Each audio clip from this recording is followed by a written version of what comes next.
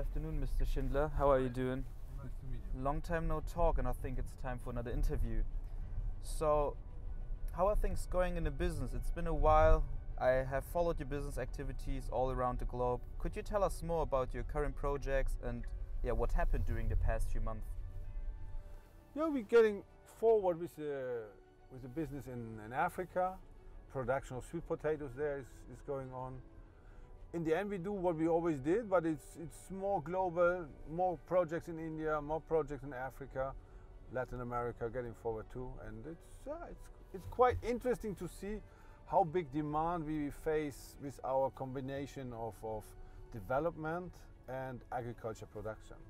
This sounds really interesting. Can you also tell us when you get the first harvest from Africa? Yeah, we're expecting next month the first container of sweet potatoes from Ghana. Okay. I was there last month, and the production is quite advanced, and everything looks promising because we found the right people, we have the right area, we have the right support by development organizations, and it's really like you put a puzzle together, and all fits together. We have proofs that it will work. So the topic Africa is really interesting, and I will definitely get to it on the next interview. But in general now, what is your view on the market and the fresh fruits and vegetable business in general?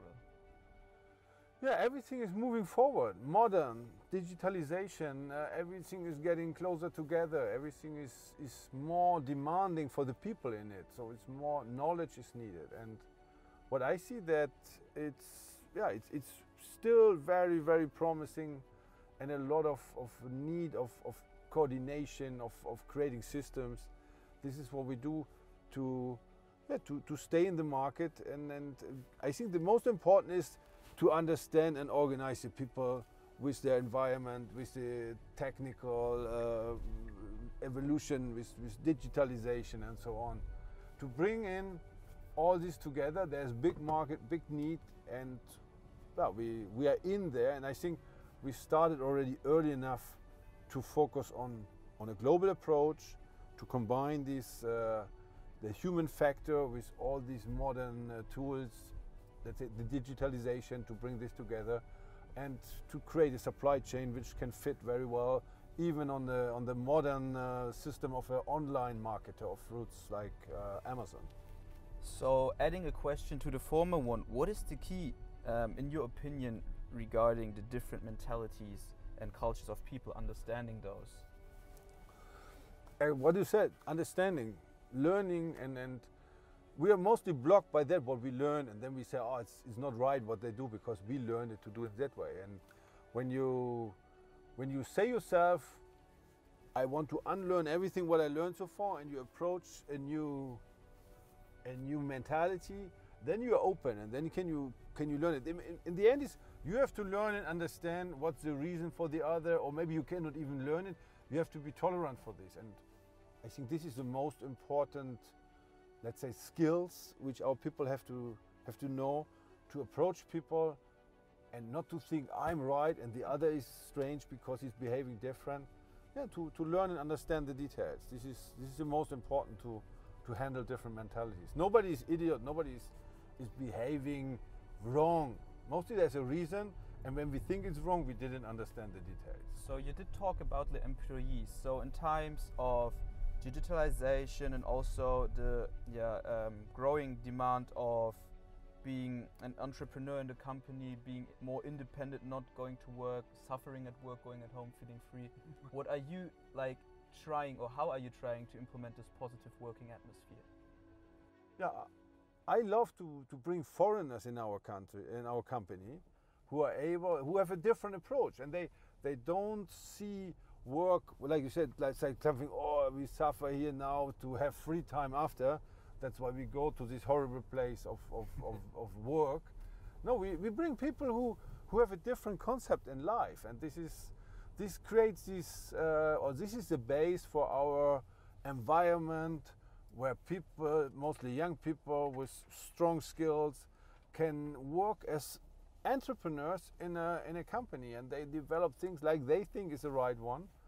And we have to, with this environment, we have to attract the right people. We build an ecosystem where these people feel comfortable, and yeah, this is what I always enjoy every morning, and when I go to this office and I see all these different mentalities, yeah, they feel comfortable there, and they let out their energy, and they create new things, and they're innovative. What the term you would use for technical companies, yes. But we are also very innovative with our approach, and getting forward with this energy of entrepreneurial people. So you talked about different mentalities of your employees. How many, or from how many countries are your employees actually? How many nationalities do you employ? We have more than 15 nationalities in our company, and they all bring different mindset and different ideas, and all this diversity. This brings the strength of the company. The funny thing, we have Russian women in the administration, and they're very organized, and we have Latin people in our communication or in our sales department. They bring they are not shy, and they're not timid. They don't have problems to talk.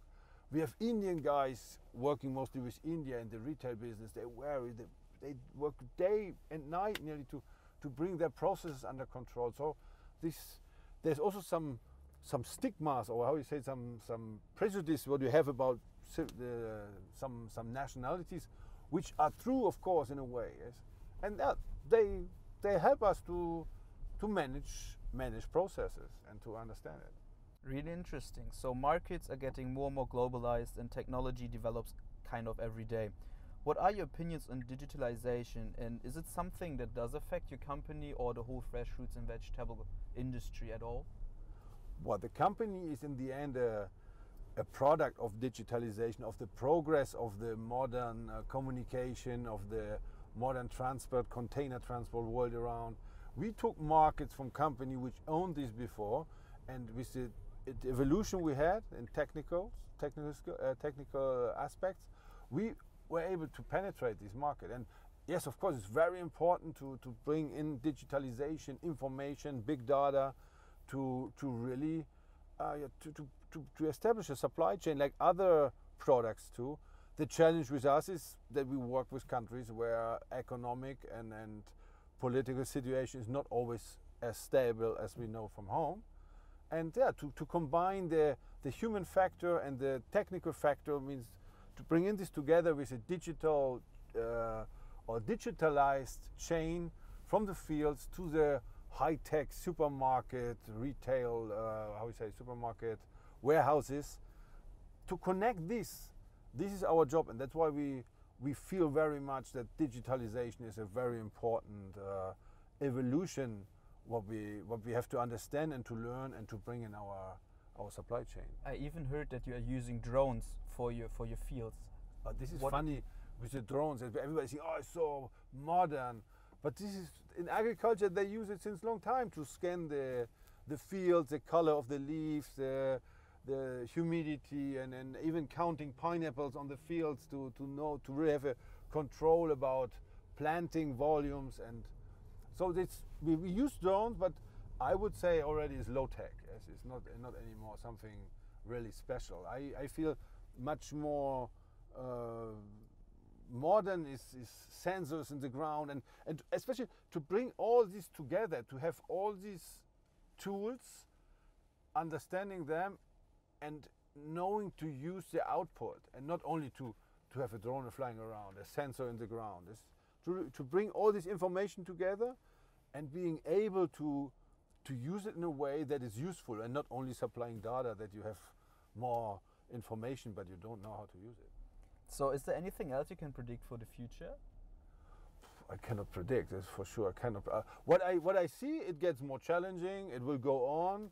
It's the future will make everything more efficient, bigger, faster, more transparent, more. You know, this is the challenge for the people. Understand all this evolution and the more challenges we have, and this is a demanding part. So I think it will get more complex. We need more information. We need more knowledge to be capable, because knowledge you can find. So we need to compete with the others. So we need to go on, and that's why future is modern. Future is progress. Big plans ahead for Don Limon for sure. So since we're sitting in a Tesla, I wonder what are your opinions on Elon Musk and Tesla in general? Oh, I love this. This is the spirit which I need for our business, our company. Thinking forward, thinking future, thinking modern, you know, everything, this going on and not keeping backwards.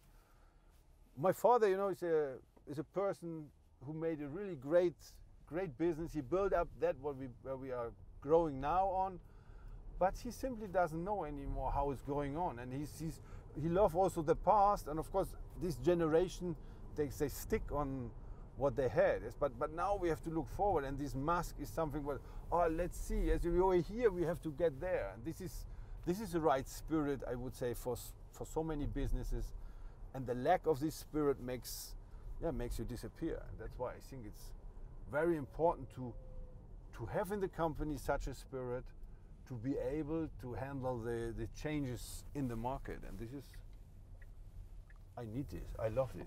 So you talked a lot about understanding the markets and the future, but the human race needs maybe in the future to move to other planets. So how would you participate, like with Elon Musk, for example, with this program SpaceX? Could you imagine what could happen in the future?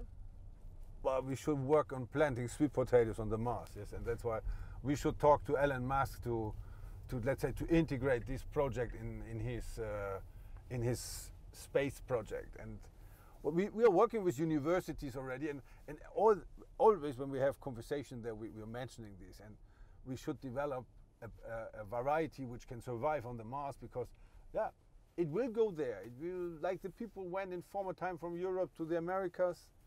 I'm sure it goes on that we also go to other planets. There's so big space which we cannot imagine now, and with all this evolution we'll find tools to handle it. So let's plant sweet potatoes on the Mars. Mr. Schindler, it was a pleasure, and hopefully we can all enjoy a Don Limon sweet potato in the future. Yeah, I hope so. Maybe on the Mars for a little vacation there.